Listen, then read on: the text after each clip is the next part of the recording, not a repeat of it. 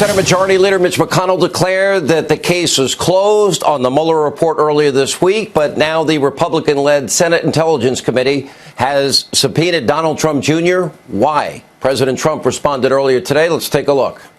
My son is a good person. My son testified for hours and hours. My son was totally exonerated by Mueller, who, frankly, does not like Donald Trump, this Donald Trump. And frankly, for my son, after being exonerated, to now get a subpoena to go again and speak again after close to 20 hours of telling everybody that would listen about a nothing meeting, yeah, I'm pretty surprised. All right, joining us now with reaction is the Senate Majority Leader, Mitch McConnell himself. Senator, good to see you. You have called this partisan paralysis, breathless conspiracy theorizing, unhinged partisanship, Groundhog Day, a spectacle. Stop relitigating a 2.5-year-old election result and move forward for the American people. I agree with all of that. What is Senator Burr doing? Did he not hear your message? Well, I think the good news is the Chairman Burr has already indicated that the committee will find no collusion, because that will be consistent with the Mueller investigation. I think this is going to have a happy ending. I understand the president's frustration here, but I think this is just a blip. I think the case is closed. I think the controversy has been concluded. I don't think the House thinks that, and they're going to continue to try to stir this up. But enough already. I mean, you know, we found out from the Mueller report that the Russians were deeply involved in it. There were something like 18 to 20 indictments of Russian companies and Russian individuals who were trying to get into the campaign and to mess with it. I think it's over, and I think it's time to let it go and move on and try to deal with the people's business. Specifically, is that your message to Senator Burr? That's my message to the public. That's our view, that the case is closed and it's time to move on. And I believe when the Senate Intelligence Committee finally does report, which I think will not be too far down the road from here, they'll reach the very same conclusion. You called yourself the Grim Reaper when it comes to the Green New Deal. Well, I mean, everything's going to be for free, so we're told, but we were also told that you can keep your plan and keep your doctor and save money. That didn't happen. Millions lost their plans, doctors, and everybody paid more. But this, I think this is an important point you're making. This is not just Congresswoman Ocasio-Cortez. We've got presidential candidates. How do you assess this group of 20-plus Democrats that want to be president? Even the ones, Sean, that will declare themselves moderates will say with regard to health care that they want the public option. There won't be any private health insurance if you have a public option, because the government will always sell you the insurance cheaper. So no matter how they choose to characterize themselves, you can bet, whether it's Joe Biden, Bernie Sanders, or somebody else, the nominee for president on the Democratic side is going to be on a path to try to turn America into a socialist country. We're not going to let that happen. Donald Trump's still in the White House, and as long as I'm Majority Leader of the Senate, I get to set the agenda. That's why I call myself the Grim Reaper. We will not have the Green New Deal and will not have Medicare for none as long as I'm Majority Leader of the Senate. Tell me about and tell us about your relationship with the president now. I know you said we're not going to do health care this year, but I know most Americans would like health care fixed. They would like to have portability if they change jobs. I personally like either health savings accounts. There's a health care cooperative where it's $50 a month, unlimited care in Wichita, Kansas. Dr. Josh Umber. What are the top agenda items as we close out this year and move into, an election year? Well, our challenge in doing any kind of health care reform now is the Democratic House. They're not going to agree to the kinds of things we'd like to do that you mentioned. The president established the business to form small groups for purposes of being able to allow groups to purchase insurance like larger companies. and a number of other things the administration's been trying to do through executive orders. But look, you know what the Democrats want to do? They're running the House. They want to have Medicare for all, which is actually Medicare for none.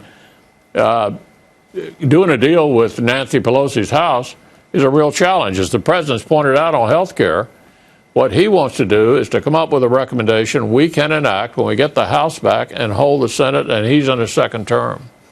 Tell us about your relationship with President Trump, how you work together. Tell us maybe things you didn't know about him that you now, I assume you talk with him regularly. Tell us about it. Yeah, well, we talk on almost a daily basis.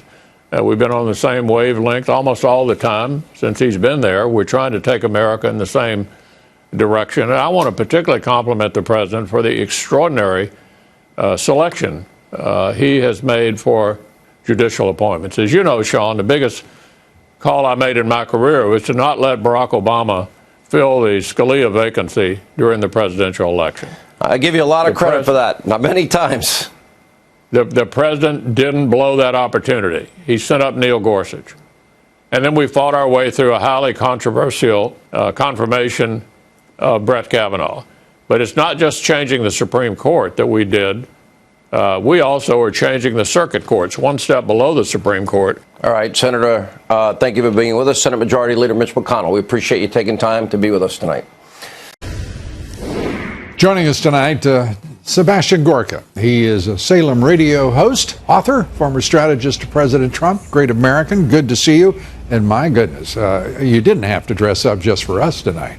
You are the only person I would leave a gala on Capitol Hill in defense of the Constitution for. This is for you, Lou. Well, thank you very much, and I am deeply in your debt. And if I may say, you look splendid. Thank you.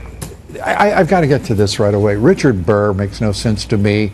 Mark Warner he's been Mark Warner's the ranking Democratic member of Senate Intelligence. He's been Warner's tool throughout. At what point does Mitch McConnell find enough of a spine to say, I said it's over? It's over, fool. Yeah, the key question here, Lou, I had a guest on my show on America First today who raised the question. The show name is what? I'm sorry? America First. Who said, the key question is, it is not feasible, it is not imaginable that the Republican chairman of that committee subpoenas the president's son without Mitch McConnell knowing. If that's the case, we are in more dire straits than we imagined. He testified, Donald Jr. testified for 20 hours. That's almost twice what Hillary Clinton did after our ambassador and 2 Americans were killed in Benghazi. And now he's being subpoenaed again. Well, there is the little matter, too, Seb, of the Mueller report. It's concluded. The conclusion is no collusion. What is this about, and why is Mitch McConnell permitting it? I am so sick and tired of watching these milquetoast rhino Republican senators, whether they're in leadership or just amongst the tepid little followers of those leaders, just simply going their own way as if the party didn't mean anything, as if they don't have to support or shouldn't be supporting the President of the United States, who is the leader of that party, for crying out loud. And who, by the way, was elected by the American people. As a conservative, born as a conservative, grew up under Margaret Thatcher, looked at Ronald Reagan as a hero. The idea that for 2 years now, Lou, you can count basically on the fingers of both hands the people who have the letter R behind their name on Capitol Hill, who stood behind President Trump, is an utter indictment of the Republican Party. The fact that these individuals haven't realized what happens when they don't support the president, they become not footnotes in history, they become irrelevance in American political life. Mitch McConnell needs to stand up for President Trump. You know, Tom Tillis, who is one of those milquetoast rhino Republicans I'm talking about, today stood up against McConnell and Burr. I'd like to share with the audience, if we could have that full screen, of what he said. He said, I agree with Leader McConnell this case is closed. The Mueller report cleared Donald Trump Jr., and he's already spent 27 hours testifying before Congress. Dems have made it clear this is all about politics. It's time to move on and start focusing on issues that matter to Americans. Meanwhile, the majority leader had to agree to do that. And shame on Mitch McConnell. We have some people in the House of Representatives, the Freedom Caucus, who support the president, who represent their constituencies. Pretty much everybody else is a member of the coward caucus. The idea that the Democrat Party, Speaker of the House and others are talking about jailing the Attorney General, jailing the Secretary of the Treasury simply because he works for Donald Trump, and then the Republicans... They think they're being cute, Seb. Yes, and they laugh. They laugh about it. And then what's the Republican response? Subpoena the president's son. It's an outrage. Yeah, it's going to. I think it's a very predictable result, and I think the president is right about the outcome of the vote in 2020. Dr. Sebastian Gorka, as always, great to see you. Thanks for leaving the gala for just a while. We appreciate it. Good to see you. All best. You too.